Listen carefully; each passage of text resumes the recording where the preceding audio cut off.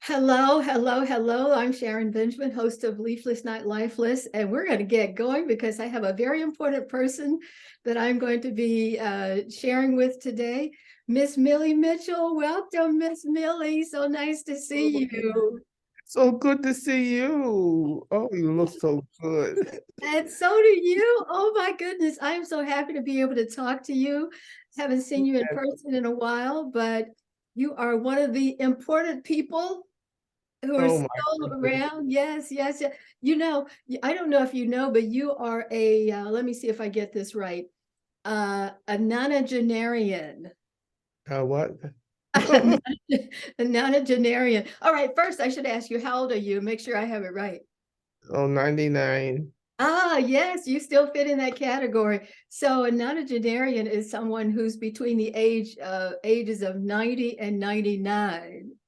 99. Yes, yes. Oh, Whoever thought it? Whoever thought it? I know, right? I can't believe it.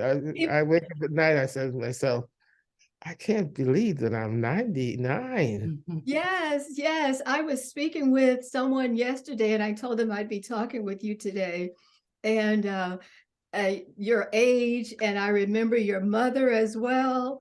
So Yes, yes. you all have longevity on your side. Well, it looks that way. It looks that way. When is your birthday? October 7th. October 7th, and you are going to become a 100. centenarian, is what if I get that correct. 100. If I make it to October. Well, you're looking like you will. It's so nice to see you. Oh, it's so good to see you. October. I look at you and I said, "Oh, I admired you and Benjamin, brother Benjamin, so much because you did such a wonderful job with those boys." You know And they're all married now. isn't that something? I can't believe it. Yes, remember when Randall used to bring them to senior citizen meetings? Yeah, right. That was like, think about that was like 30 years ago. Isn't that something? Yes, and we have three grandkids. And they have children too. Yes, two of them have children, so Oh, that's we're just wonderful. yes, I am so excited to be able to talk to you. I want to ask, Okay, yes, your family, is your family from New Jersey or did you all come from the South? we came from the South. My mother was from Albany, Georgia.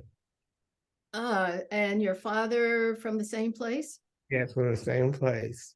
Oh, wow. So you came to New Jersey at what age? Oh, I can remember. My goodness, that's so long ago. I know I was born in Georgia, and that's all. Then Mm-hmm.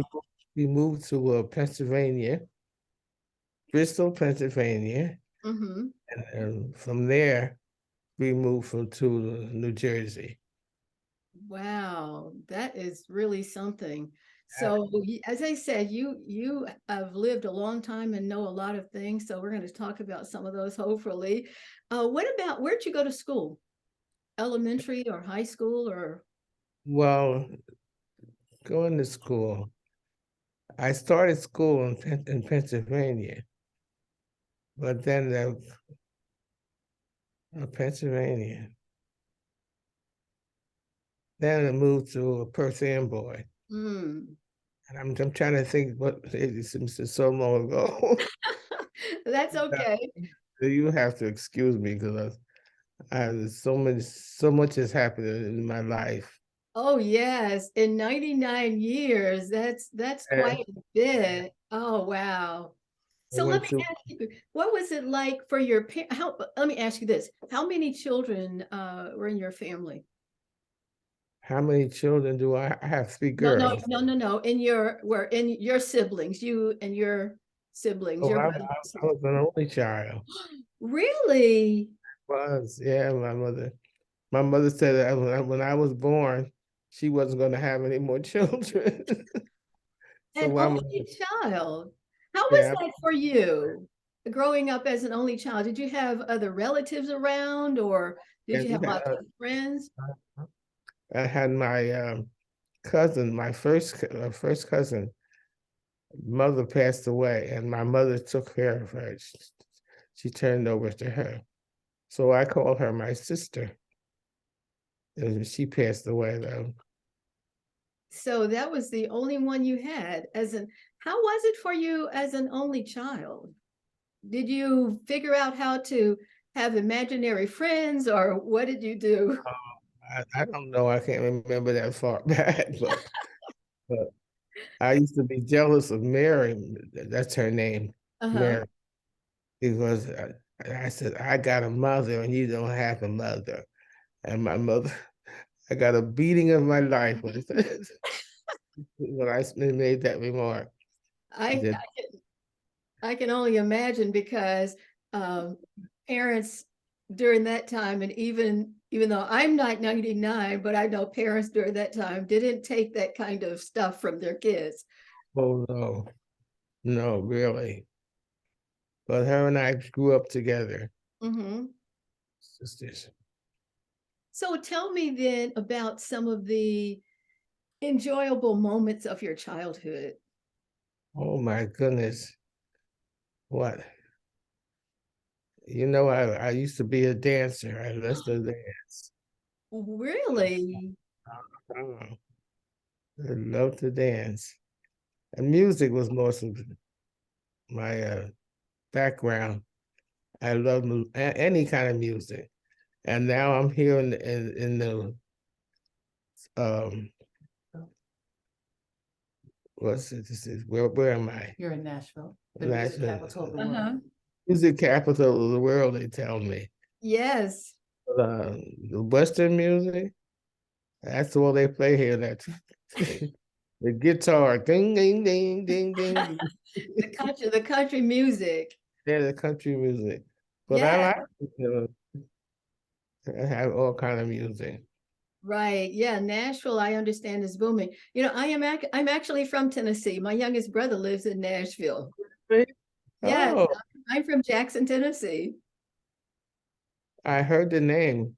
Yes, yes. So I come down sometimes, and we'll probably be down there sometime this summer. We get a chance on our way to Jackson, we might stop to see you. Wouldn't that be wonderful? Yes, so we're having a family reunion. My father's family side of the father's side is having a reunion in Jackson. So we're encouraging our children, all of them, to come down because they haven't met some of the cousins and other relatives. Uh-huh. Yeah, so hopefully that will happen. Do you, is there anything you would like to have seen differently during your childhood or your growing up? Well, you know, I've seen a lot of coming up. You think it was prejudice in the down south, but Perth Amboy had a lot of prejudice. We couldn't sit at the counter. We had to get order food and take out, but we could not sit at the counter. And that's in Perth Amboy. That's in North. It was really pitiful. And I work with the NAACP. In fact, I'm a life membership of the NAACP. Awesome. So That's some right. people thought, Miss Mother Millie, that leaving the South, they would leave the racism, but what you're saying is it was up north as well. That's right. Right there in Perth Amboy. And you'd be surprised how many people, like I had a lot of the Jewish friends and things, they didn't realize what we went through. They could understand it. I don't know why that, but we had a lot of Jewish friends and things like that. And they couldn't understand why there was so much going on like that. But they're learning. Yes. So you, being a lifetime member of the NAACP, you were involved in some of the civil rights activities. Oh, yes, yes. Uh-huh. In fact, I was just telling my daughter, I didn't go down, had busloads of people going down the march on in Washington that time, but I didn't go down with them. But I went through all that. So It's a lot. this is it's interesting that today is MLK Day, Dr. Martin Luther King's Day, Yeah, celebrating Yes. today. What do you remember about him, Dr. King? Oh my goodness. Uh, like what? I can't understand. So he was, how do you think that people felt about him? You know, I think there were some people who felt one way or the other. In your chapter or with the NAACP where you were working, were they supporting him or what was going on? Oh yes, I supported him 100%. Really. So, And I was telling my daughter when he was killed, I was working at Bronson's in Woodbridge, and it was such a shock to everybody that they closed the plant down and we all went home. They sent us home, and that was something that's unusual for a yeah. black man. But So it was were there any, you know, I know that in some places a lot of rioting went on. Do you remember any of that after after Dr. King was assassinated? there was a lot of that going on in Newark and around, but I wasn't involved in any of that. Now, Mother Millie, you have lived a long time. You have a lot of wisdom. What are some um, nuggets that you would give to the younger generations? You've lived through a lot. You've seen a lot. You've seen a lot of presidents. You've seen members of Congress. What are some tips you would give the younger generation for having successful lives? Well, they have to learn to live with one another. It's it's, it's the kids nowadays. Well, they're a lot better off than that it was years ago. But they have to learn to live with one another. How They do you have, think, have you noticed or have you seen the difference in parent-child relationships, how the parents deal with children or how children? all the children now have first place, they have a lot of freedom. Whereas back in my day, we didn't have that kind of freedom. But the children now, they, I, I can't describe it. Do you think that parents are giving the children too much? Too much time, yes, and time. Too much time? And you mentioned the freedom. Yes, they have a lot of freedom. So what have you noticed about the respect or disrespect or how children are responding to their parents? Well, the old-fashioned kids, mothers and fathers, they still a little strict with the children, but not strict. They're giving a lot to the children. But years ago, we didn't get away with what these kids get away with now. Oh yes, and I've even seen it in the schools. So Yeah. yes, so let me ask you, I know you're 99 years old, but what do you do to entertainment? Do you still listen to the music? You still do some Yes, dancing? yes, and here in the place like assistance living, we have we party a lot too, and you're there for that. So, but I mean, we party a lot. We we do things respectable. I even got them singing in here. Oh, you did? Or you do? So you put together a choir or what? Yeah, I started one day we were in the room waiting to go in for dinner. Uh-huh. I started humming a song. So she said, I know that song. It was an old hymn. What's the name of it? I started singing that. Oh, I can't think now. But as you're thinking, I'm trying to remember Did you sing with the gospel chorus? Gospel chorus. That's right. Yeah. Gospel chorus. In fact, I sang with the choir for a while. I sang with the youth choir. I was always a singing choir. But I got people here singing. And I didn't realize how many people here knew the same hymns that we sing. So we'll start out with that. But it was wonderful. It's wonderful. So And my did you also, Cathedral had the senior dance ministry. Were you a part of that? yes, I was a part of that I too. thought so. Yes, right. And your husband knew that too. Yeah, he was he was behind a lot of that too. Yes, yes. And I remember some of those senior fellowships and the fashion shows. Oh well, that was my passion. So have you gotten people there at your No, living not here, facilities? but when I was in Las Vegas, we had a fashion show. And it was so funny because a lot of the people were in wheelchairs and they was modeling in the wheelchair, but it was really nice, really something nice. So you haven't organized one where you're living now. No, I have no. This is a bigger place here now where I am now. And they have entertainment, but more or less guitar playing. Did you sang and you danced? Did you play any instrument? No, I always wanted to play the piano, but my mother, we used to have a piano when I was little, Mhm. and I wanted to take piano lessons, and she needed the money, so she sold the piano. So, Oh my goodness. It is so nice to talk to you.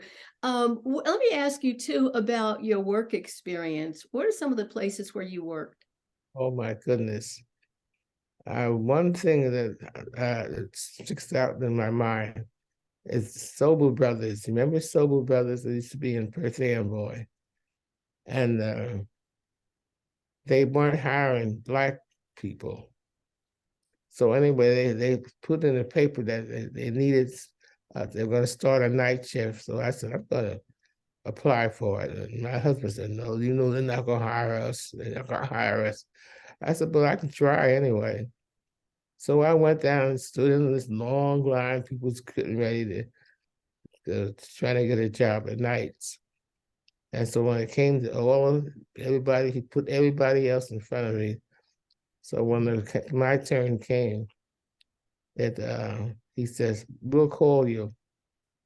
And that thing hurt me so bad because I'd never been refused like that. And I couldn't understand why. I said, you let everybody else go in this night shift. Why couldn't it? He says, well, we'll call you. We'll call you. So anyway, at that time, I can't remember was it at the church, the minister, and I mentioned it to him. He said, that's against the law now. They can't refuse you. So he said, I'll take care of it. And sure enough, a couple of days later, Sober Brothers called me and said that you had your name down to come to work, but you really want to start working? I said, yes. I was so shocked because they were talking about they weren't hiring that Black people in there. So anyway, I started working and ended up in the short story. I became a four lady. The four lady back in there was like a boss. And I got hired for that. And I started working there. And I opened the door. What made me feel so good, I opened the door for other Black people to be hired in. So when I left the job, I got a call at Ronson's. I said, well, I'm going to go to Ronson's because they're making more money. So when I went to the office, I told them that I was leaving. And they were so shocked at me. Oh, you can't leave. You're a good worker and all this and all that. I said, but there's something that was bothering me when I got hired. There was no black people working for the Noble Brothers. This is one of the sons. There was no black people working there. I said, and did you have anything to do with me coming to work? And he said, yes. And I said, what? They were going to be closed down if they didn't hire black people. Uh-huh. So that's how I got in. And I opened the door for other things. They started hiring people after that. Yes. So what are some of your other work experiences? And before you go on, I can see that you were a trailblazer, and I can see that the church was involved in social justice even then. That's right. That's right. The minister, Reverend Gallup, Reverend Gallup was the one behind it too. And he was influenced a lot of people. The same thing with working in the living conditions. And what place is that? They were hired. People were living in the project, not the project. Oh, anyway, he Kind of got like cold he, water flats. yeah, he got a whole lot of people in the projects and things like that, where they weren't allowed before. So it was really something back in those days, really. So what are some of your other work experiences? I worked in not Ronson's, AT&T for over 20 years. And I thought when the girl says, why don't you put an application in? And they're hiring at AT&T. I said, I never did have, I always did factory work, but I never did office work. So anyway, I said, well, I'll try it. So I took the test and I passed and I got hired. So I worked for AT&T over 20 years. And before that, I worked for Ronson's in Woodbridge, and I worked in Tyflex. And that's too young to all that. Yes. So I had a lot of work experience. And one of my biggest jobs after I left AT&T, they were hiring at the bank down Smith Street. Yes. So I went and put an application in there. I passed the test. They hired me. So I worked there. You've And you've bank. been you've been quite a trailblazer and an inspiration. Oh, yes, yes. Wherever they said something that you can't do, I'm gonna challenge you. And I said, you can do. If they don't hire me, just don't hire me. But I'm going to try anyway. I love that. Now talk about a bit of wisdom. That's a great piece for so many young people and people, period. That's right. But they say no. You go find out why. Why no? No. But I enjoy it. And every job that I worked on, I had a good record. Thank God for that. That is awesome. So what are you planning for your 100th birthday? Lord, I have no plans. I just thank God. God has been so good to me. That it's just to be alive. Just to wake up in the morning and say, this is my birthday. I'm 99. That's a lot to me. It's a lot to me. That is awesome. I don't know if I'll make it. But if I don't, I had a wonderful life I enjoyed my children, Jerry, Sharon, and Crystal. Yes. Crystal, yeah. And your granddaughter. Tasha, Yes. my granddaughter, So Sharon, Crystal is the one who got me out here. Uh-huh. I have to tell people. I tell her that it's a joke now here. I was 43. 43 was it? 43 when I had Crystal. And when I wasn't feeling right and I went to the doctor and he's examining me. So he called me. He said, "Call me Friday. I'll tell you the results." I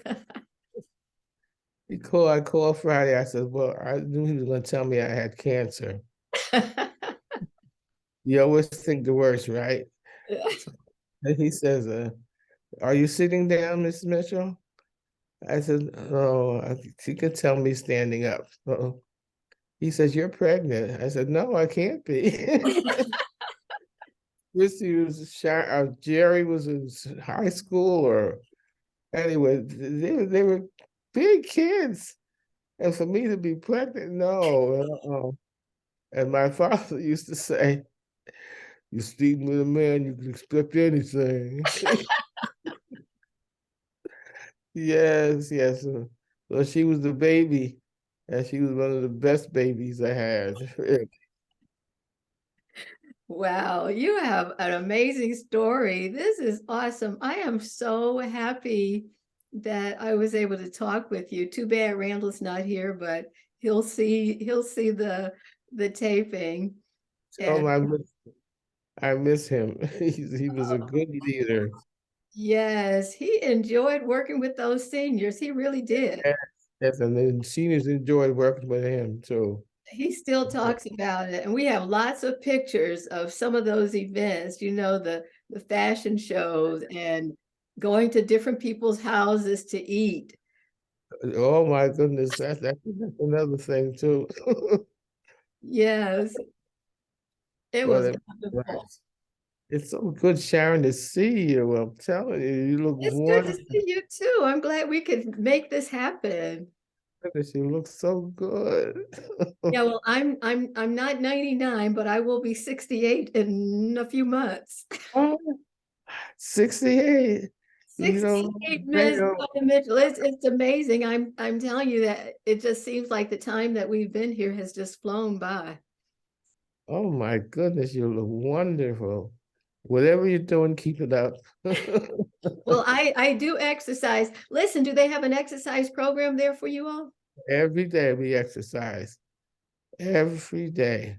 What do you do? Is it sitter size? Are you standing and stretching or what? Stretching, standing, and then we have exercise machines here to do it ourselves if we want to. But I go down and go with her, my leader. She's a young girl, and to exercise. It's wonderful. So they have a lot of activities here. Oh, that is wonderful. I am so glad to see you. I am just really thankful that you took the time to speak with me and to share some of this wisdom. Oh, well, anything else you want to know, I can tell you. No, it's been such a long time. A lot of things that I don't remember. Well, But you've shared quite a bit, so your mind is still working. Your mind is still yeah, churning. isn't that wonderful? I always think about that. I used to the kids here. I call them kids because they're so much younger than me. And they said, "Yeah, you play bingo with us, and you do this with us, and everything." I don't know. I don't believe you're 99. I said, believe it. My daughter has my birth certificate. I can't tell a lie on that. Yes, yes. But you keep moving and you keep going and you keep doing. That's what you can tell people. It means a lot. Keep active. Get involved in everything. And then when they mention doing something, I volunteer. That's to keep your mind working good. So That's why that you were able to tell me all of this history. because you continue to move, you keep your mind going and Try to, yeah. keeping moving and keeping that blood and oxygen flowing to the brain. That's another thing. You got to keep active. So, but it's so good talking with you. It's so good to see you. Thank you so much. And thank Crystal for making this happen. Thank you so much. I appreciate it. So Miss Millie, keep exercising, keep playing bingo, keep working that mind of yours. And Yeah. I hope to see you dancing for your 100th birthday.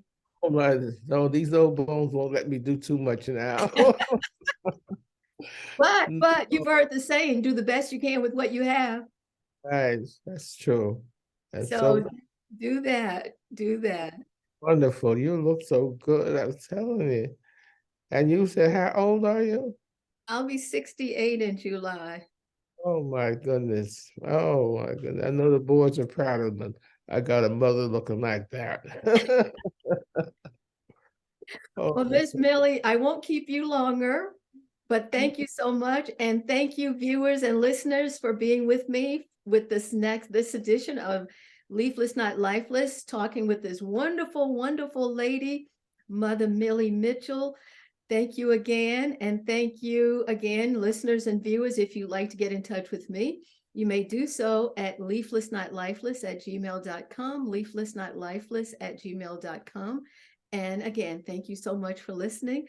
And Mother Millie, again, I hope to see you for your 100th birthday. Have a good one. hope so. Love you too. All right. God Bye. bless.